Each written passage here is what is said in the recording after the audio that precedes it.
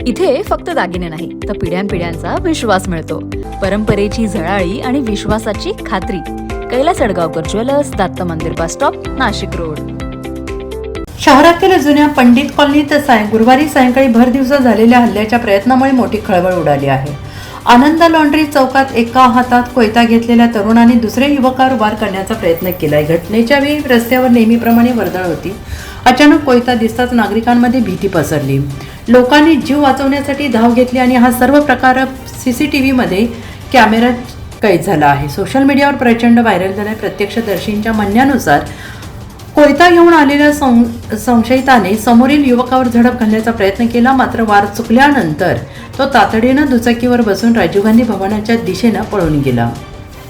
Video viral झाल्यानंतर नागरिकांनी त्वरित पोलिसांना माहिती दिली. सरकारवाडा पोलीस ठाण्याचे पथक घटनास्थळी दाखल होऊन परिसरात गस्त वाढवण्यात आलेली आहे. सध्या CCTV फुटेजच्या आधारे आरोपींचा शोध सुरू आहे.